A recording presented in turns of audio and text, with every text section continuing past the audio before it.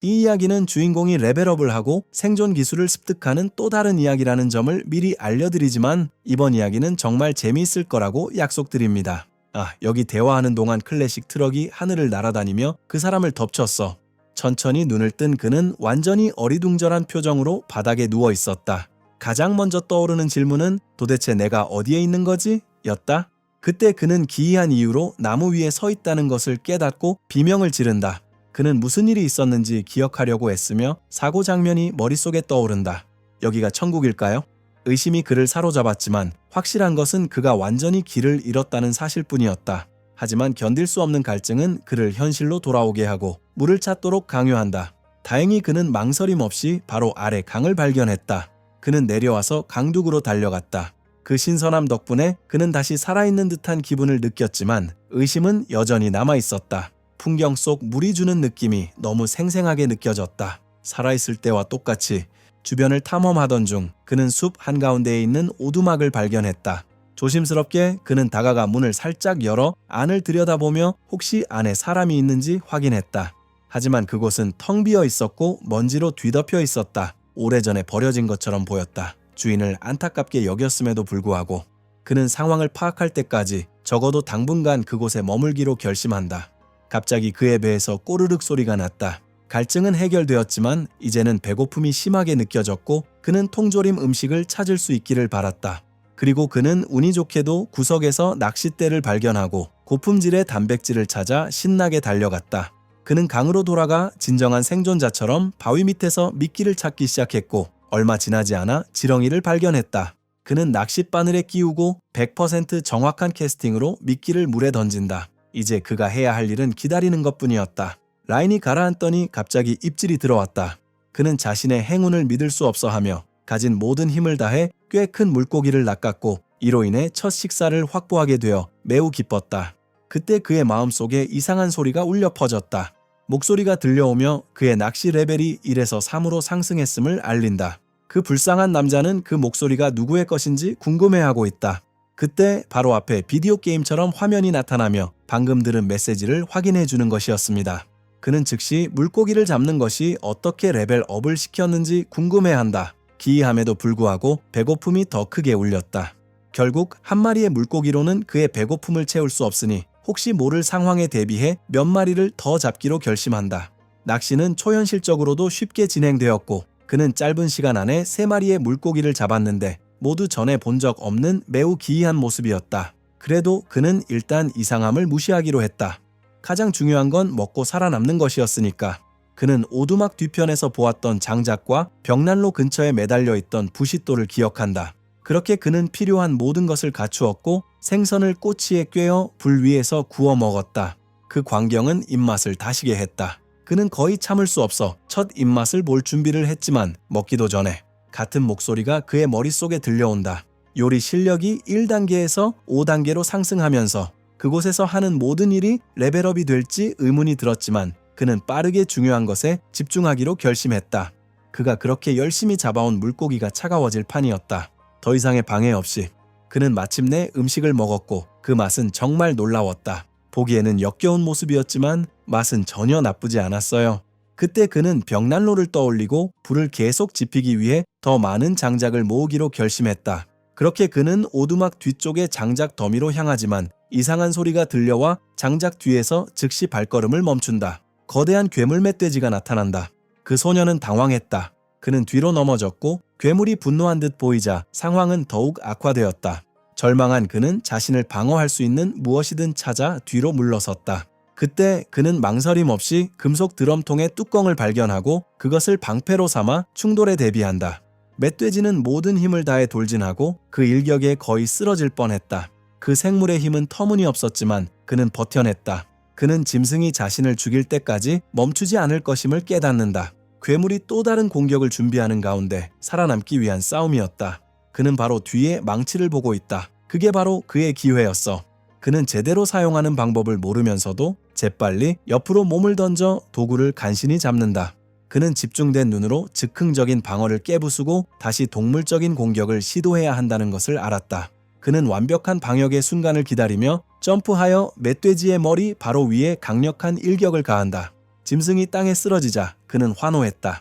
첫 전투에서 살아남았다는 안도감에 잠시 들었지만 다시금 상태 표시 화면이 눈앞에 나타났다. 레벨업 알림이 쏟아져 들어와 정신을 혼미하게 만든다. 적어도 그는 살아남았고 그 거대한 짐승과 함께라면 앞으로 오랫동안 식량 걱정은 없을 것이다. 어쩐지 외로움은 그를 위로해 주었다. 그의 사회적 불안이 나타나지 않은 것은 다행이었고 아드레날린과 극심한 피로감이 온몸을 지배한 후였다. 그때 그는 금속 드럼을 떠올렸고 번뜩이는 아이디어가 떠올랐다. 이미 사람들이 그걸 욕조처럼 사용하는 영상을 본 적이 있었다. 흥분한 그는 드럼통에 강물을 채워든 뒤 따뜻한 물에 몸을 담그기로 결심한다. 하지만 먼저 땔감이 더 필요했고 도끼를 휘두를 때마다 레벨업 알림이 계속 나타났다. 이미 미쳐가고 있던 그는 장작이 준비된 상태에서 나무를 패는 것만으로도 몇 레벨을 올릴 수 있을지 궁금해하며 다음 단계로 넘어갈 때가 되었다고 생각했다. 그는 강으로 달려가 양동이에 물을 채운 뒤 드럼통으로 옮긴다. 여러 번의 시도 끝에 그는 마침내 드럼통을 가득 채운다. 그의 말에 따르면 원시적으로 사는 것은 많은 노력이 필요하다고 한다. 그때서야 그는 자신이 죽인 멧돼지에 대한 중요한 세부사항을 떠올렸다. 그가 짐승을 거기에 두고 가면 고기가 상할 거야. 그래서 물이 끓는 동안 그는 고기를 준비하기로 결심하고 동물에게 아무것도 낭비하지 않겠다고 약속했다. 그리고 한 방으로 그는 일을 시작한다. 그리고 당연히 레벨업 화면이 다시 나타나는데 이번에는 그의 도축 기술에 대한 화면이다. 그는 이미 거기에 익숙해지고 있었다. 이제 고기가 상하지 않도록 준비할 시간이었다. 생존 영상을 떠올리며 그는 조각들을 가방에 넣고 강물에 담가 고기를 며칠 동안 보존한다. 하지만 그는 몸을 닦을 수건이 없다는 것을 깨닫고 다시 오두막으로 돌아가 안을 살펴보기로 결심한다. 그는 침대 및 서랍을 발견하고 서랍을 꺼내자 수건 몇 개가 들어있었다. 크지는 않았지만 그래도 무언가 있었어요. 그리고 놀랍게도 그는 여분의 옷 2벌도 발견했다. 중세시대 농민복처럼 보였지만 그는 불평할 수 없었다. 모든 준비가 끝났어요. 그는 수온을 확인했는데 딱 좋았어요. 더 이상 기다리지 않고 그는 옷을 벗고 들어가기 위해 준비한다. 그 느낌은 정말 세상에서 최고였어요. 휴식을 취하던 중 그는 마침내 모든 것을 처리하기 시작하며 게임처럼 레벨업을 한다. 그것은 기이한 동물들과 함께 단 하나의 의미만을 내포할 수 있었다. 그는 더 이상 지구에 없었다. 마침내 깨달음이 왔다. 모든 것을 감안해도 음식은 맛있었고 목욕도 훌륭했어요. 그는 살아있었고 그게 가장 중요한 거였어. 그렇게 해서 우리 아들은 어떤 대가를 치르더라도 그 새로운 세계에서 살아남겠다고 결심합니다. 마음을 새롭게 다잡고 그는 다음 날부터 이 지역을 탐험하기 시작하기로 결심했다. 한편 다음 날 그는 이미 새 옷을 입고 있는 채로 멀리서 누군가 혹은 무언가가 자신을 지켜보고 있었다. 우리 아들이 숲에서 버섯을 채집하고 있었는데 꽤 많은 양을 모았어요. 갑자기 덤불에서 소리가 들려 그는 경계하며 놀랐고 놀랍게도 괴물 같은 멧돼지 떼가 나타났다. 한 달 동안 그곳에 머물렀지만 짐승은 여전히 그를 사냥하려 했고 이번에는 뭔가 다른 점이 있었다. 그중 하나는 훨씬 더 컸어요. 그는 물이 우두머리였고 전혀 위축되지 않은 채 전혀 행복해 보이지 않았다. 우리 소녀는 무기를 움켜쥐고 새로운 상대의 힘을 시험할 준비를 한다.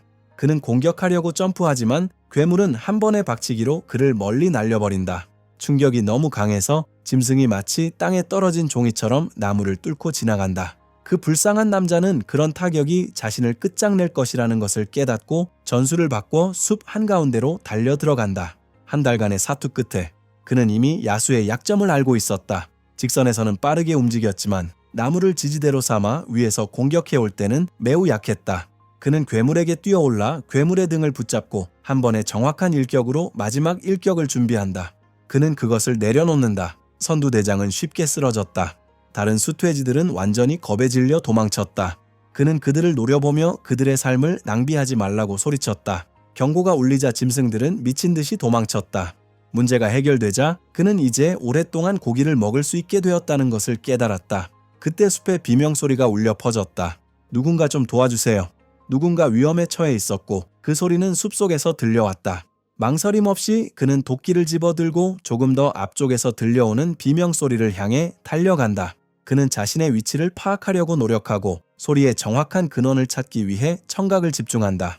그 길은 그를 절벽으로 이끌었고 더 나은 경치를 보기 위해 오르기 시작했지만 정상에 도달했을 때 충격적인 장면을 목격하게 되었다. 한 무리의 모험가들이 방금 자신이 물리친 돼지와 같은 종류의 돼지들에게 공격을 받고 있었다.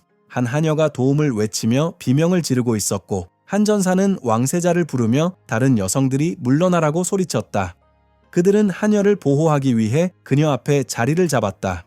절망에 빠진 그 하이에나는 많은 괴물들에게 둘러싸여 있다고 외쳤고 설상가상으로 바위벽에 갇혀버렸다. 경비대 대장은 그들에게 반원을 만들라고 명령했고 그의 부하들은 패배가 예상되는 전투를 준비하며 그의 명령에 따랐다. 멧돼지 떼가 모든 것을 내던지며 돌진한다. 지도자는 부하들에게 어떤 괴물도 지나가지 못하게 하라고 소리쳤다. 그때가 되어서야 우리의 영웅은 절벽 꼭대기에서 혼란의 한복판으로 몸을 던졌다. 그는 위협적인 표정으로 모두의 놀라움 속에 바로 무리 앞에 착륙했다. 그는 짐승들을 노려보며 그들이 도축 대상이 되고 싶은지 묻고 위협적인 말투로 돼지들은 뒤돌아 도망쳤다. 모험가들은 패닉에 빠져 완전히 어안이 벙벙해졌다. 아드레날린이 가라앉자 위협은 순식간에 사라졌다. 우리 아들은 마침내 자신이 사람들 사이에 둘러싸여 있다는 것을 깨닫고 그로 인해 사회 불안이 크게 밀려온다. 그는 모두가 괜찮은지 겨우 물어볼 정도예요. 그룹 리더는 그를 바라보며 모두를 구해준 것에 대해 감사를 표하지만 결국 고개를 숙이는 사람은 사회 불안을 겪는 불쌍한 남자다. 갑자기 상태 표시줄이 나타나 그가 협박 기술을 습득했다는 것을 알려주었다. 한편 왕세자 전하께서 그에게 다가가 정중하게 도움을 주신 것에 대해 감사의 인사를 드리기 시작하셨다. 그는 어떻게 반응해야 할지 거의 몰랐지만 새로운 레벨업 알림으로 대화가 중단되어 결국 폭발하고 말았다. 소음을 멈춰달라고 소리치고 있어요.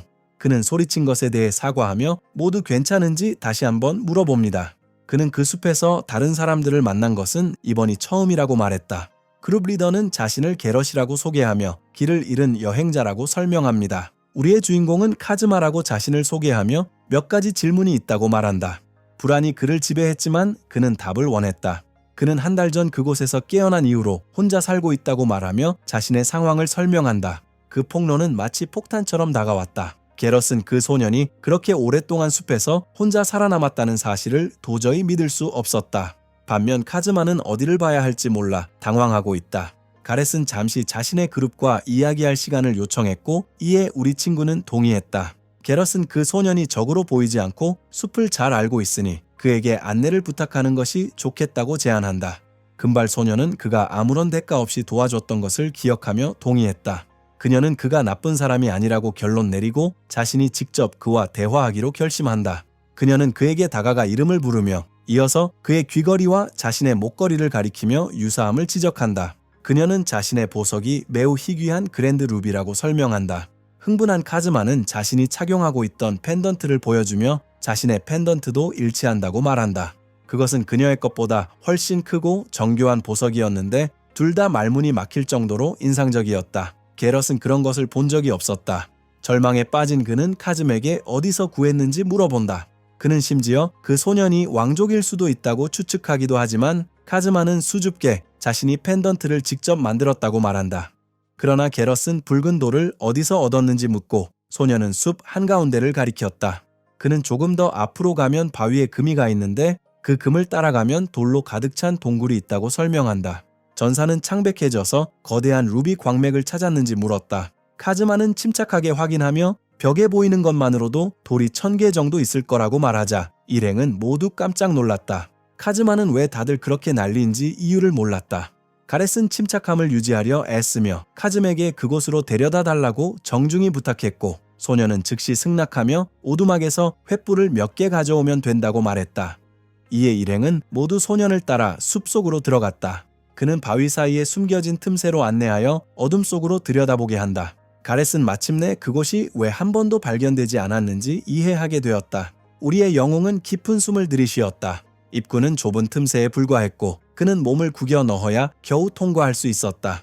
조금의 노력으로 그는 옆으로 몸을 돌려 좁은 틈을 간신히 통과했다. 그러나 가렛은 훨씬 더 컸기 때문에 손에 횃불을 들고 통과하는데 어려움을 겪었다. 카즈마는 미끄러운 바닥에 주의하라고 경고하며 찾고 있는 장소가 바로 앞이라고 말하지만 갑자기 멈춰 서서 손짓으로 모두 뒤로 물러나라고 한다.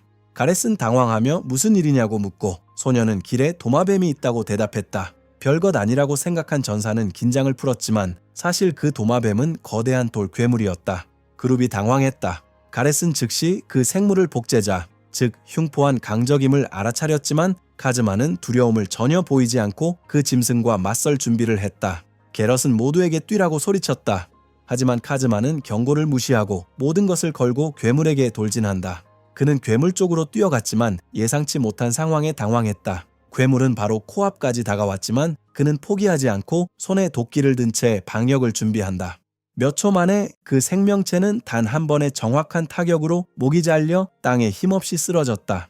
싸움이 끝난 후 그는 일행을 향해 거의 다 왔다고 말하며 그 도마뱀 고기가 맛있다는 말까지 덧붙여 돌아오는 길에 꼭 챙겨가라고 한다. 게럿은 믿을 수 없었다. 그 소녀는 정말 괴물이었다. 마침내 그들은 목적지에 도착했다. 동굴이 열리며 반짝이는 수정으로 뒤덮인 벽이 드러난다. 그 그룹은 그 광경에 깜짝 놀랐다. 카즈마는 땅에 떨어진 가방을 주워들고 이미 돌을 일부 채굴해 두었다고 밝힌다. 게럿은 루비의 양에 놀라움을 금치 못했다. 그때가 되면 그는 진지한 표정을 지으며 중요한 사안에 대해 논의해야 한다고 말한다. 하지만 그가 말을 꺼내기도 전에 세상 모든 순진함을 가진 카즈마가 루비를 원하냐고 묻는다. 그 제안은 게렛을 충격에 빠뜨렸다. 그 소녀는 그 돌들의 가치를 전혀 알지 못했다.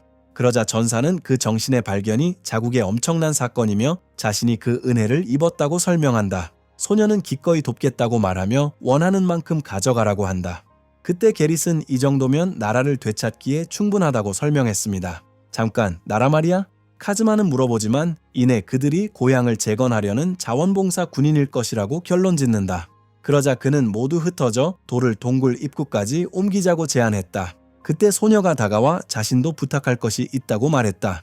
그녀는 그의 손을 잡고 그들이 위험한 사람들에게 쫓기고 있다고 설명한다. 그와 같은 강한 사람이 곁에 있다면 큰 도움이 될 것이고 그녀는 그의 보호를 간청한다. 누군가 그에게 그런 식으로 필요로 한 것은 처음이었다. 게다가 그는 그 숲 밖의 세상을 보고 싶어 하기도 했다. 그렇게 카즈마는 잠시 생각한 뒤 소녀를 바라보며 마침내 결정을 내린다. 만약 잠시뿐이었다면 그는 그 대답을 받아들일 것이고 그로 인해 그룹은 매우 기뻐하며 그에게 진심으로 감사할 것이다. 그래서 그들은 모든 보물을 모아 동굴에서 돌들을 밖으로 옮기기 시작합니다. 그룹은 출발 준비를 하고 있다. 그때 동굴 입구에 강렬한 빛이 내리쬐었다. 경비원 한 명이 당황했다. 그러자 카즈마는 마침내 동굴을 나와 출구를 막고 있는 거대한 악마와 마주하게 된다. 카즈마는 그 생물의 크기에 깜짝 놀랐다. 전체 그룹이 공포에 질려 몸을 움츠린다. 경비원 중 한 명이 그것을 타르타로스라고 알아본다. 공포가 퍼져나간다.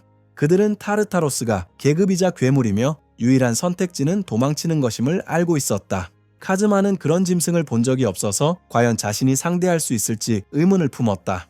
게럿은 모두 전투 준비를 하라고 소리쳤지만 곧 카즈마가 괴물을 향해 가고 있다는 것을 깨달았다.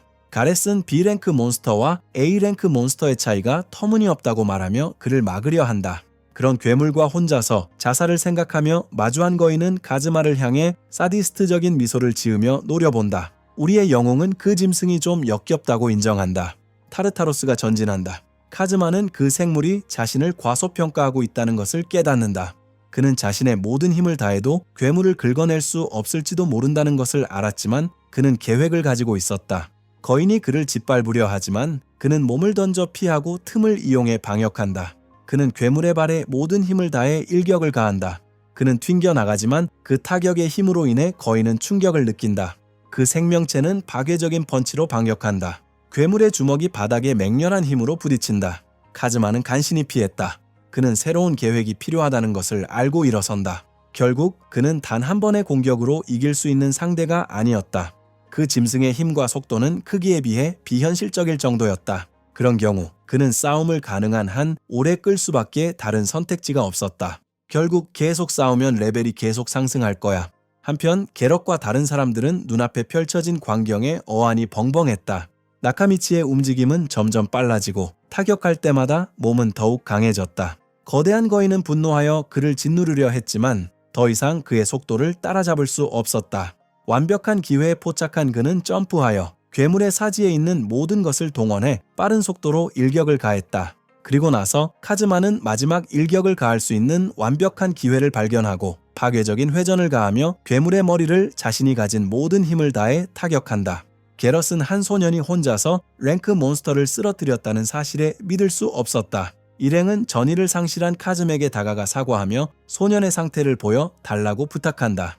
화면 그는 짜증나는 레벨업 소리가 계속 울리는 바람에 한동안 화면을 보지 않았다고 인정했다. 그러자 그는 메뉴를 열고 일행이 다가와 지켜보자 화면이 그토록 강력한 힘을 가진 이유를 보여준다. 카즈마는 레벨 259에 있었다. 가렛은 마침내 소년이 왜 그렇게 강한지 이해했다.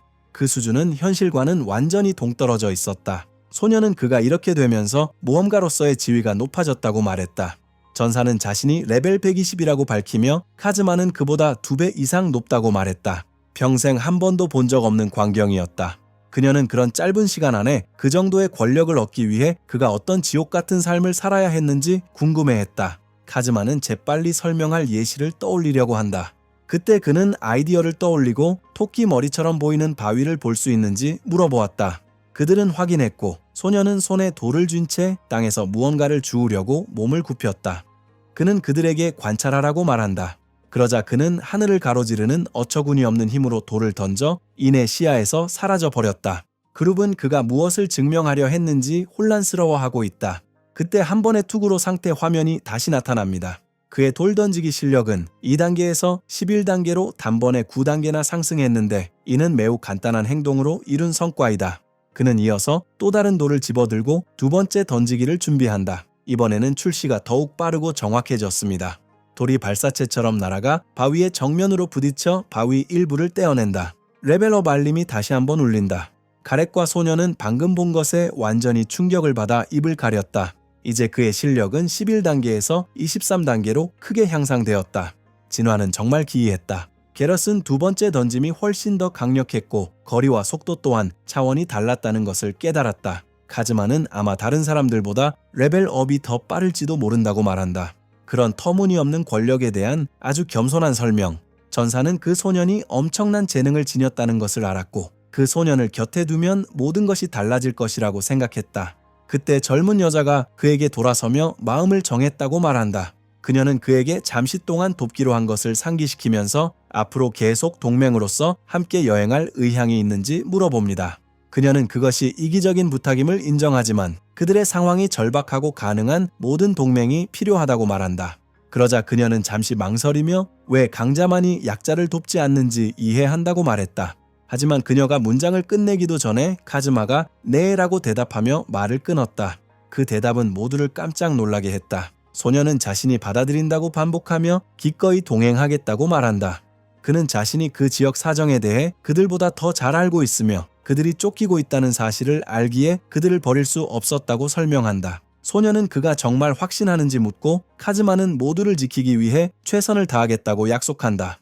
그렇게 해서 그룹은 그를 공식적으로 받아들이고 함께 걸어가면서 동맹이 결성되었다. 경비병 중 한 명이 나카미치의 전투에서의 움직임을 칭찬했다. 그는 소년이 사방팔방으로 쉬지 않고 공격하는 모습에 대해 언급했지만 순진무구한 그 소년은 그저 살아남기 위해 필사적이었다고 말했다. 그때 그는 곡괭이로 통나무를 내리쳤고 도구가 순식간에 반으로 부서져 버렸다. 카즈마는 동료의 부재를 슬퍼하며 부러진 쇠스랑을 감당하지 못했다.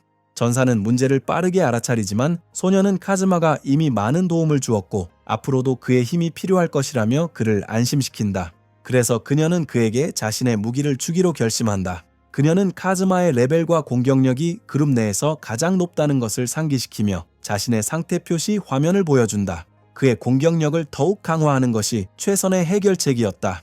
그녀는 가렛에게 정말로 카즈마라는 전사가 없는 상황에서 이 여정을 극복할 수 있다고 생각하는지 묻고 반박할 방법이 없어 침묵을 지켰다. 두 사람이 이야기를 나누는 동안 카즈마는 가능한 모든 방법으로 파트너를 다독이려 애썼다. 그때가 바로 그들이 그를 부르는 때다. 소녀는 곧 모든 게 끝날 거라며 조금만 더 버텨달라고 부탁한다. 그때 그녀는 검을 그의 어깨 너머로 넘겨주며 그 모든 혼란에 그를 끌어들이게 된 것에 대해 사과했다. 공주는 이제부터 그가 계속 도와주기를 부탁했다. 그래서 그는 동의하며 최선을 다하겠다고 약속했다. 그러자 그녀는 그에게 검을 건네며 이 검이 그의 도끼를 대신할 수 있을지 모르겠지만 받아달라고 부탁한다. 그 불쌍한 남자는 자신이 보고 있는 것을 믿을 수 없어하며 정말 그걸 가질 수 있는지 물어봅니다. 그래서 그는 무기를 들고 무게를 느껴본 후 칼을 칼집에 넣자 칼날의 광택에 놀라움을 금치 못했다. 가렛은 그에게 갑옷을 건네주었고 카즈마는 더욱 흥분하며 그들에게 거듭 감사를 표했다. 소녀는 그가 그들에게 준 루비들에 비하면 이건 아무것도 아니라고 말한다. 그는 어색하게 갑옷을 입으려 애쓰고 그녀는 웃으며 새 장비 착용을 도와주겠다고 제안한다. 그는 훨씬 더 가볍고 민첩해진 느낌이 든다. 흥분한 그는 그 정도면 랭크 A 몬스터가 나타나도 안전할 거라고 말한다. 소녀는 그에게 최선을 다하라고 격려하고 이에 따라 일행은 바위길을 오르며 여정을 재개한다. 한 병사가 수평선을 가리키며 바로 앞에 도시가 있다고 알린다. 그룹은 마르자라시에서 축하 행사를 열었고 마침내 진짜 음식을 먹을 수 있게 되었다. 이 말을 듣자마자 카즈마는 즉시 식당을 떠올렸지만 다른 사람들이 축하하는 동안 게리슨 적이 어디에든 있을 수 있으니 방심하지 말라고 경고했다. 경비원 중 한 명이 거기서부터 계획이 무엇인지 묻습니다. 게럿은 먼저 도시에서 마차와 말을 구입할 것이라고 설명합니다. 그는 카즘에게 돌아서서 자신이 경비 역할을 맡을 것이며 여인들을 보호하기 위해 마차 안으로 들어가 임무를 수행할 것이라고 말했다. 소녀는 약간 긴장한 채로 그 임무를 받아들인다. 게럿은 계속해서 그 후에 변장을 할 것이라고 말했다. 나카미치의 신원이 알려지지 않았기 때문에 알다나 왕국의 바르 트레이딩 컴퍼니 소속 상인으로 위장하여 계획대로 행동할 예정이었다. 소녀는 알다나 출신 상인으로서 그 지역에 있는 것이 이상하지 않으며 유명한 회사의 이름을 사용하면 모두가 동의하여 의심을 덜 받을 것이라고 말하며 동의했다. 계획이 세워지자 일행은 마침내 망토와 후드를 뒤집어 쓴 채 마라지시에 도착했다. 그들은 붐비는 식당에 들어갔지만 변장은 오히려 역효과를 낸 듯했다. 카즈마는 그렇게 차려입으니 오히려 더 많은 시선을 받고 있다는 것을 금방 깨달았다. 그러나 가렛은 걱정하지 말라고 말하며 모두에게 푸짐한 음식을 주문했다. 그는 더 이상 참을 수 없을 때까지 먹으라고 소리치고 일행은 즉시 따릅니다. 그들은 음식에 몸을 던져 마치 내일이 없는 것처럼 모든 것을 먹어치운다. 그러자 아직 조금 부끄러워하는 카즘에게 누군가 접시를 건네준다. 그는 그들에게 감사를 표하며 오랜만에 진짜 음식을 첫 입 베어 물었고 그 맛은 정말 환상적이었지만 도시 거리를 침략하는 기사단의 습격으로 인해 그 기쁨을 누릴 수 없었다. 식당에서 카즈마는 광장에 사람들이 모이는 모습을 지켜본다. 기사단의 단장은 수배 중인 인물에 대한 정보를 가지고 있다고 알리며 모든 이들의 협조를 요청했다. 그러자 그는 군중 속으로 수배 전단지를 던지기 시작했다. 포스터 하나가 테이블 위로 떨어졌고 모두가 놀란 가운데 그 종이에 그려진 얼굴이 공주의 얼굴이었다. 즉시 그녀는 그의 순수한 모습 그대로 고개를 숙였다. 카즈마는 그녀를 바라보더니 포스터를 쳐다본다. 그는 완전히 충격을 받았다.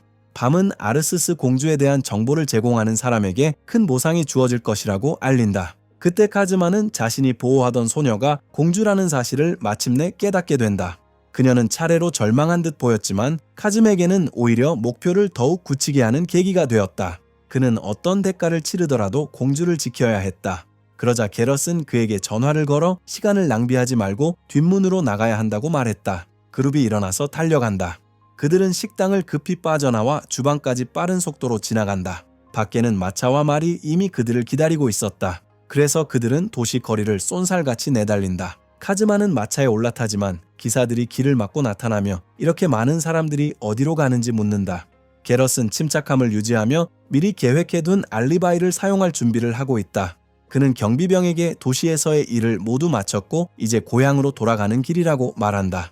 하지만 기사는 그들이 정말 그곳 출신인지 의문을 제기한다. 대릭은 확인하며 변장을 강화하기 위해 자신들이 번트레이딩 컴퍼니 소속이라고 말합니다. 경비원은 이름을 알아보고 사업이 어땠는지 물어보는 것 같다. 게럿은 고골 직물을 대량으로 구매했다고 거짓말을 하고 이를 증명하기 위해 기사에게 직물 롤 하나를 선물로 주기까지 한다. 경비원이 수표를 받는다. 게럿의 동료 중 한 명이 원단의 높은 품질을 칭찬하자 기사는 계획이 잘 진행되고 있다는데 동의하는 듯했다. 그래서 경비원은 그들에게 잘 가라고 말하며 풀어준다. 그렇게 가렛은 끝까지 침착함을 유지하며 그의 걱정에 감사를 표했다. 마차 안, 카즈마와 공주는 한숨을 내쉬었다. 잠시 동안 그들은 발각될 거라고 생각했다. 마차가 움직이기 시작하지만 짐의 무게 때문에 나무 바퀴가 시끄럽게 삐걱거린다. 그때 기사가 그들에게 멈추라고 소리쳤다. 긴장감이 다시 강하게 밀려온다. 가렛은 땀을 뻘뻘 흘리며 문제가 있는지 묻는다.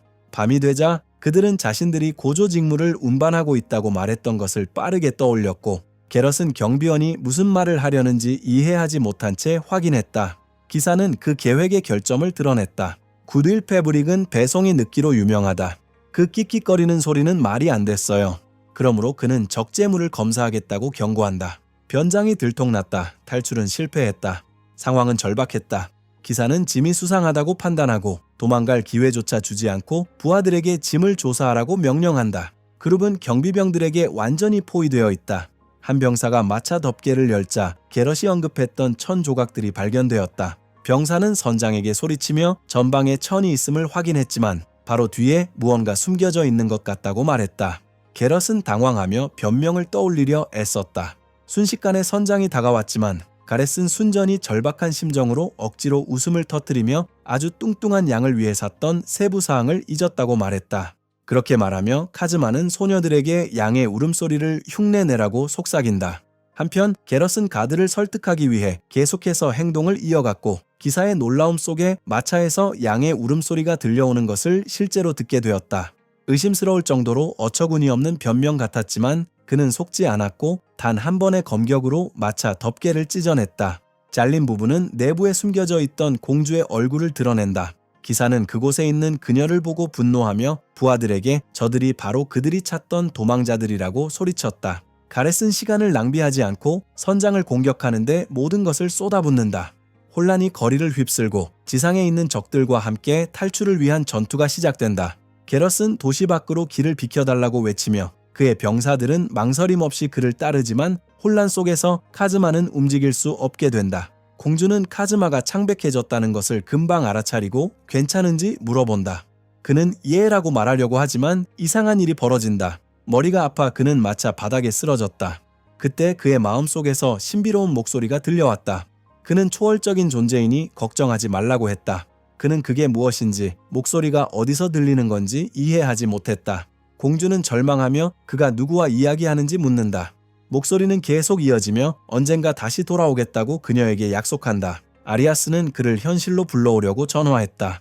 그렇게 카즈마는 마침내 최면에서 깨어나 일어나며 모든 것이 괜찮다고 그녀를 안심시킨다. 밖에서 가렛은 그들이 문을 강제로 열고 들어가려 하자 공주를 잘 돌보라고 소리쳤다.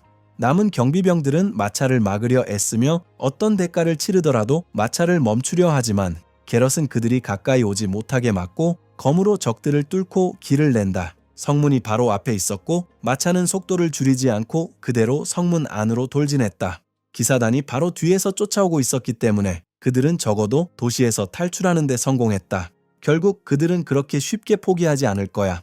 게럿과 그의 부하들은 마차를 위해 시간을 벌기 위해 싸웠지만 적의 수가 너무 많았다. 그때 한 전사가 카즈맥에 다가가 이 일에 카즈마를 끌어들이게 되어 미안하다고 사과했다. 그는 그에게 공주를 잘 돌봐달라고 간청한다. 만약 어떤 짐이 나라를 지배하게 된다면 나라는 망할 것이기 때문이다. 한편 시녀들은 공주가 마지막 희망이었으며 어떤 대가를 치르더라도 보호해야 한다고 강조했다. 카즈마는 그들이 자신을 희생하려 한다는 것을 바로 알아차렸지만 그것을 받아들일 수 없었다. 바로 직후 착한 남자와 다른 경비병들은 마차에서 뛰어내려 군대를 향해 몸을 돌렸고 공주가 도망칠 수 있도록 주의를 분산시키는 역할을 했다. 카즈마는 자신 때문에 누군가가 죽기를 원하지 않았지만 아무것도 하지 않으면 결국 모두가 죽게 될 것이라는 것을 알고 있었다. 그건 불가능한 선택이었어요. 그때 신비로운 목소리가 다시 돌아와 언젠가 돌아올 초월적인 존재에 대해 이야기하며 그의 마음속을 울려 퍼졌다. 그 말들은 오래되고 아픈 기억을 불러일으킨다. 트럭의 모습, 아무도 구할 수 없다는 느낌. 이번에는 실패하지 않을 거야. 그는 어떤 대가를 치르더라도 모든 사람을 구할 것이다. 그는 그 상실감을 잘 기억하지 못했지만 다시는 그런 감정을 느끼고 싶지 않다는 것을 알고 있었다. 그래서 그는 후반기 자신의 책임이라고 생각하며 마차 측면을 모두 방어하라고 소리쳤다. 게럿은 망설임 없이 부하들에게 복종을 명령한다. 카즈마는 떨어질까봐 두려워하면 제대로 싸울 수 없다는 것을 알고 있었다. 그때 그는 밧줄을 발견하고 머릿속에 아이디어가 떠올랐다. 그는 상자 위에 올라타서 끈을 맞춰 구조물에 단단히 묶습니다. 그런 다음 다른 쪽 끝을 허리에 묶습니다. 그렇게 하면 최악의 경우에도 그는 끌려갈 뿐 결코 남겨지지는 않을 것이다. 계획대로 실행되자 그는 움직이는 마차에서 몸을 던져 내렸다. 그는 밧줄을 이용해 진자처럼 흔들리며 적들에게 부딪혀 쓰러뜨리고 하나씩 쓰러뜨린다. 가렛은 나카미치의 기이한 전술을 도저히 믿을 수 없었다. 계획의 효과를 확인한 기사단의 대장은 짜증이 나고 망설임 없이 궁수들에게 어떤 대가를 치르더라도 소년을 쓰러뜨리라고 명령한다. 그들은 활을 준비하고 나카미치의 방향을 향해 빗발치듯 화살을 쏘아댄다. 소녀는 발사체의 양에 깜짝 놀랐다. 그는 자신을 방어하려고 애썼지만 모든 화살을 막을 수는 없었다. 따라서 마차도 한 여종 중 한 명인 마리아가 다리를 맞았지만 상처는 찰과상에 불과했다. 그때 아리아스 공주가 다가와 자신을 치유해 주겠다고 말했다. 부드러운 빛이 소녀의 다리를 감싸고 상처는 순식간에 아물었다. 카즈마는 모든 것을 보고 그 세계에 마법이 존재했다는 사실에 거의 믿을 수 없었다. 갑자기 그의 방향으로 화살이 점점 더 많이 날아왔다. 카즈마는 느슨해질 때가 아니라는 것을 깨닫고 빠르게 침착함을 되찾는다. 그는 궁수들을 빠르게 처리해야 했다. 갑자기 마차가 심하게 흔들리며 거의 그를 떨어뜨릴 뻔했다. 그때 그는 다른 밧줄 뭉치를 발견하고 새로운 아이디어를 떠올렸다. 전부 아니면 무였어. 그는 재빨리 밧줄을 고리로 묶고 한 번에 던지기로 던질 준비를 한다. 그는 궁수의 말 중 하나를 밧줄로 묶고 그 동물의 힘을 이용해 자신을 말 쪽으로 던져 넣는다. 카즈마가 강력한 발차기로 기사의 등을 쳐서 말에서 떨어뜨렸다. 그러자 그는 동물의 고삐를 잡고 지체 없이 다른 이들을 향해 말을 달려 놀라운 민첩함으로 모두를 쓰러뜨렸다. 가렛은 다시 한번 소년의 놀라운 실력에 어안이 벙벙해졌다. 카즈마는 좁은 길 때문에 적들이 사방에서 공격할 수 없으니 바로 앞 계곡으로 가라고 소리쳤다. 우리의 영웅은 계속해서 날아오는 화살을 막아냈지만 새로운 적이 등장하여 이 상황을 매우 흥미롭게 지켜보고 있었다. 사디스트적인 미소를 지으며 그는 모든 것을 자신이 처리할 테니 부하들에게 퇴각하라고 명령한다. 그래서 일행은 계곡으로 향했지만 새로운 적이 이미 추격해오고 있었다. 망설임 없이 이 정신 나간 자는 길을 뚫기 위해 모든 동맹군을 무시하고 버리기 시작한다. 그리고 그는 카즈마에게 시선을 돌려 그의 실력을 칭찬한다. 우리의 영웅은 믿을 수 없다는 듯 경악하며 누군가가 동료를 그런 식으로 이용할 수 있다는 사실에 충격을 받았다. 그래서 그는 자신의 부하들을 돌보지 않는 자신이 비열한 놈일 뿐이라고 소리치며 분노를 터뜨렸다. 순식간에 그의 칼이 우리 아이의 얼굴 바로 앞에서 멈춰 아이는 뒤로 밀려났다. 그는 이 사람이 단순히 말만 하는 게 아니라 창술에 뛰어난 실력을 가지고 있다는 것을 깨달았다. 무기의 끝이 그의 얼굴에서 몇 인치 떨어진 곳에 스쳐 지나간다. 카즈마, 겁에 질렸음에도 물러서지 않는다. 반면 상대 선수는 싸움을 즐기는 듯 보인다. 그는 이어서 카즈마의 결연한 표정을 칭찬하며 그처럼 높은 지위의 사람의 창을 피할 수 있다는 점이 인상적이라고 말하고 그 덕분에 더 오래 경기를 할 수 있었다고 덧붙였다. 카즈마는 방역을 시도했지만 힘의 차이가 뚜렷했다.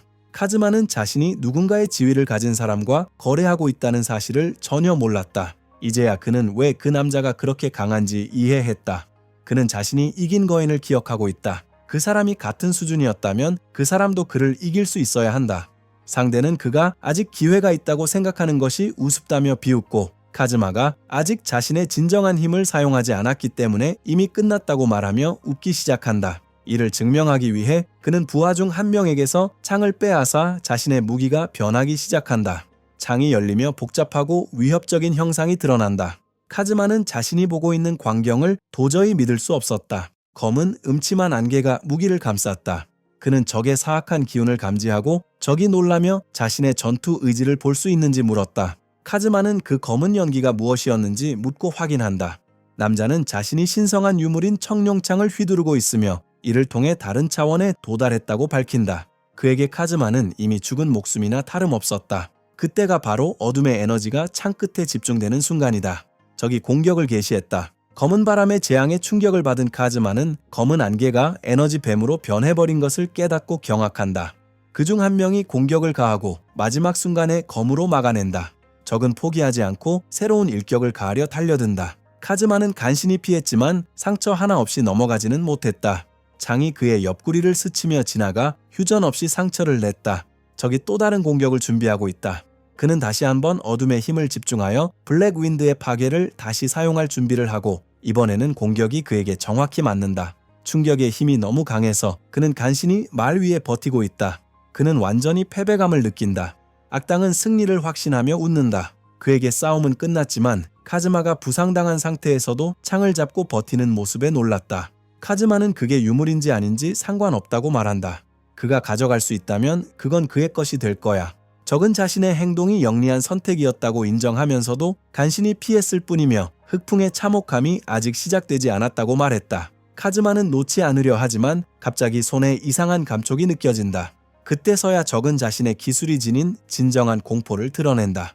형이증이 그를 덮쳤다. 카즈마는 안타깝게도 독살당하고 있었다. 악당은 자신이 발명한 독 시스템이며 이 시스템이 없으면 무기는 무용지물이고 서서히 작용하는 독으로 인해 카즈마는 끝까지 고통받을 것이라고 밝혔다. 독이 효력을 발휘하기 시작하자 그 남자는 심장이 격렬하게 뛰기 시작했다. 고통은 견딜 수 없을 정도로 심했다. 적은 카즈마에게 창을 든 자신이 비겁한 자에게 이용당해 미안하다고 말하지만 카즈마는 모든 힘을 모아 절대 지지 않겠다고 외친다. 불가능해! 악당이 소리쳤다. 독은 이미 작용하고 있어야 해. 그는 소년이 어디서 그렇게 많은 힘을 얻는지 이해하지 못했다. 그때 카즈마가 모든 힘을 다해 창을 당기고 상대도 함께 끌어당기는 것이다. 그의 힘은 독이 그의 혈관을 타고 흐르는 상황에서도 믿기지 않을 정도로 강했다. 그는 그 바보를 용서하지 않겠다고 맹세하며 마치 아무것도 아닌 것처럼 공중에 빙글빙글 돌린다. 악당은 필사적으로 그를 멈추라고 외치지만 카즈마는 그를 계곡 바닥에 힘껏 던져버린다. 충격이 엄청나다. 적이 지상에 있는 상황에서 그는 거의 움직일 수 없다. 카즈마가 돌아보며 무슨 생각을 했는지 묻지만 그 빌어먹을 놈은 여전히 일어선다. 한편 우리 주인공은 숨을 거의 쉴 수 없었다. 그는 이어서 독이 고대 곤충에서 유래한 것이며 카즈마가 이길 가능성이 전혀 없다고 밝힌다. 그리고 아픈 미소를 지으며 그에게 끝까지 고통스럽게 싸우라고 말한다. 하지만 카즈마는 고통 속에서도 그를 도발하며 가능한 한 빨리 그 자리를 떠난다. 악당은 말문이 막혔다. 그러자 그는 동맹군에게 자신의 푸른 용창을 되찾으라고 외치며 자신의 말을 잊지 말라고 소리쳤다. 아드레날린이 가라앉자마자 카즈마는 심한 통증을 느꼈다. 독이 그의 몸을 빠르게 퍼져나가고 있었다. 그는 간신히 서 있을 수 있을 정도다. 고통이 견딜 수 없을 정도로 심해지자 그는 말 위로 피를 토하며 기침을 시작했다. 검은 독이 그의 입안으로 흘러내렸다. 그때서야 그는 자신의 목표 아리아의 마차와 다른 이들을 떠올렸다. 그는 그 속도라면 곧 남은 적들에게 쉬운 표적이 될 수 있는 열린 길에 도달할 것이라는 것을 깨닫는다. 한편 게럿과 공주는 그를 향해 소리쳤다. 그가 계속 함께한다면 그는 짐만 될 뿐이라고 카즈마는 생각했다. 그래서 그는 말에서 뛰어내려 모두에게 계속 가라고 소리쳤다. 자신이 미끼가 되어 혼자서 그들을 따라잡겠다고 약속했기 때문이다. 그는 땅에 몸을 기대고 창을 휘두르며 전투를 준비한다. 모든 것을 짊어진 기사들이 그를 끝장낼 준비를 마쳤다. 독은 이미 그를 내부에서부터 갉아먹고 있었지만 그는 개의치 않았다. 멀리서 아리아스 공주는 죽음이 임박한 상황에서도 모든 것을 지켜보았다. 카즈마는 파리 한 마리도 상대편으로 넘겨주지 않겠다고 결심했다. 아리아스는 그들에게 멈추라고 외치며 돌아오라고 애원하지만 게럿은 그녀를 맞고 물러나 자신을 보호하라고 말한다. 그는 카즈마가 미래를 소중히 여겨 그들을 구하기 위해 미끼가 되기로 결심했다고 설명한다. 공주는 받아들이고 싶지 않았지만 게럿은 그의 희생이 헛되지 않도록 해야 한다고 상기시켜 주었다. 그는 그들의 임무가 그 계곡을 건너 이모가 있는 올드다나 왕국에 안전하게 도착하는 것이라고 말한다. 그래서 마부는 속도를 높인다. 명령에 따라 아리아스는 그가 혼자 싸우다 남았으니 그를 버릴 수 없다며 절규하지만 게럿은 그녀가 잡히면 알데바란 사람들이 학살당하고 여성들은 적들의 장난감이 될 것이라고 설명한다. 책임감의 무게를 어깨에 짊어진 채로 그는 그녀에게 그 고통을 견뎌달라고 간청하지만 공주는 견딜 수 없어 눈물을 흘리며 영웅의 이름을 속삭이며 쓰러진다. 아리아스는 마차 가장자리에 매달려 자신이 어떤 왕족인지 자신의 동료들을 보호할 수 없는 자신이 무엇인지 궁금해한다. 카즈마와 다른 이들의 모습이 계속 떠오르고 자신의 나약함에 좌절감을 느낀다. 가렛은 이어서 자신의 고통을 완벽하게 이해한다고 말하면서도 그런 감정은 그 상황을 극복했을 때만 의미가 있을 것이라고 덧붙인다. 그는 알데바란을 되찾기 위해 목숨을 아끼지 않겠다고 맹세한다. 왕국이 회복되면 백성들을 깊이 사랑하는 여왕이 통치하게 될 것이고 그렇게 되면 국가는 더욱 강력해질 것이라고 믿기 때문이다. 가렛의 말이 그녀에게 큰 충격을 주었다. 그렇게 그녀는 비명을 멈췄다. 무엇보다 그녀는 알다나 왕국에 도달해야 했고 게럿은 동의하며 카즈마를 위해 그렇게 하겠다고 말했다. 카즈마는 그들을 위해 자신을 희생했으니까. 그때 익숙한 목소리가 계곡에 울려 퍼졌고 그곳에 카즈마가 무사히 도착해 그들을 향해 달려오고 있었다. 소녀들은 그가 살아있다는 사실에 안도했다. 게럿은 자신이 보고 있는 광경을 도저히 믿을 수 없었다. 그는 다가가서 어떻게 그런 부상을 입고도 살아남았는지 묻는다. 카즈마는 처음에는 어지럽고 메스꺼웠지만 계속 싸우면서 점차 기분이 나아졌다고 설명했고 그 말에 전사는 완전히 말을 잃었다. 그건 무슨 뜻입니까? 그는 물었고 카즈마는 미소를 지으며 독에 그저 익숙해졌다고 말했다. 무리다. 이 사람은 정말 대단한 현상이야. 게럿이 소리쳤다. 카즈마는 팔을 들어 올리며 자신이 괜찮다는 것을 보여주었다. 그때 마차 바퀴가 고장나 아리아스 공주가 밖으로 튕겨져 나가 땅으로 떨어지게 됩니다. 카즈마는 즉시 반응하여 그녀를 구하려고 손을 뻗는다. 그는 마지막 순간에 그녀를 붙잡아 자신의 말 위로 끌어올리고 그녀를 꽉 껴안는다. 아리아스는 믿을 수 없다며 울면서 소리쳤다. 진정된 후 그녀는 자신이 벌인 일에 대해 사과했지만 그는 사과할 필요가 없다고 말하며 오히려 자신을 너무 걱정하게 만든 자신이 사과해야 한다고 말했다. 갑자기 마차 전체가 무너져 내리면서 모두를 내동댕이쳤다. 게럿은 상황이 심각하다고 소리치며 마부에게 멈추라고 말했지만 이미 때는 늦었다. 말들은 지쳐 있었고 마차는 완전히 망가져 있었다. 카즈마는 말에서 내려 지형을 살피며 땅에 쓰러진다. 그는 재빨리 마차 차축이 휘어졌다는 것을 알아차린다. 게렛은 차축이 부러지면 문제가 될 수 있다는 점에 동의합니다. 전사는 수레를 수리하기 위해 덤불 속에 숨기기로 결심한다. 힘겹게 일행은 차량을 도로에서 밀어냈다. 마차를 숨긴 후 게럿은 카즘에게 따로 만나자고 전화를 건다. 우리 주인공은 자신이 무엇을 원하는지 궁금해한다. 게럿은 그를 더 한적한 곳으로 데려가고 카즈마는 여전히 그가 포획한 창을 들고 그를 뒤따른다. 그들은 숲속을 말없이 걸어가다가 공터가 나올 때까지 걸었다. 그곳에는 공주와 시녀들이 무릎을 꿇고 기다리고 있었다. 갑자기 가렛은 카즈마와 공주 카즈마 사이에 몸을 돌려 서더니 아무것도 이해하지 못하면서도 그렇게 했다. 모두 앉으시려면 쪼그려 앉으세요. 그때 전사가 제국군을 홀로 맞서 싸워준 것에 대해 정식으로 감사를 표했다. 하지만 이 때문에 그 남자는 다시 불안감이 커져버렸다. 그는 별거 아니라고 말하려고 애쓰고 있다. 가렛은 무거운 마음으로 카즘에게 사과하며 공주를 탈출시키기 위해 자신을 미끼로 삼을 각오까지 했었다고 고백했다. 하지만 카즈마는 전혀 짜증내는 기색이 없었다. 그는 상황을 이해하고 있으며 게릿의 임무는 아리우스를 어떤 대가를 치르더라도 보호하는 것이었다고 설명하려 한다. 그때 공주가 끼어들어 자신을 아리아라고만 불러달라고 부탁했다. 그녀는 그렇게 격식을 차릴 필요는 없다고 말했어요. 그때 게릿은 그에게 날카로운 눈빛을 보내며 공주님의 명령을 엄격히 따르라고 요청했다. 갑자기 아리아스는 자신도 사과할 일이 있다고 말한다. 카즈마는 당황하며 그게 뭐였냐고 물었다. 그녀는 자신의 진짜 정체를 그에게 숨겼던 것에 대해 사과하지만 그는 아무렇지도 않다고 말하며 미소를 가진 공주이기 때문에 그럴 줄 알았다고 한다. 그녀는 그가 정말 친절하다고 생각한다. 그녀는 자리에서 일어나 자신을 소개하며 아리아스라는 본명을 밝힌다. 알렉산드로스, 알데바란 왕국의 첫 번째 공주. 카즈마는 공주님에게 어울리는 대단한 이름이라고 말하며 완전히 어색해한다. 그는 고개를 숙여 나카미치에게 자신을 소개한다. 카즈마는 조금 혼란스러워하며 자신의 성이 카즈마인지 물어봅니다. 사실 카즈마는 그의 본명이라고 설명하며 이 세상에서는 카즈마 나카미치가 올바른 호칭이라고 정정한다. 아리는 즉시 그 실수를 알아차리고 이 세계에서 그 문구에 대해 의문을 제기한다. 게럿도 그를 의심스러운 눈빛으로 바라본다. 그때 그 남자는 당황했지만 아리아스도 자신에게 솔직했다는 것을 기억하고 어쩌면 진실을 말해야겠다고 결심했다.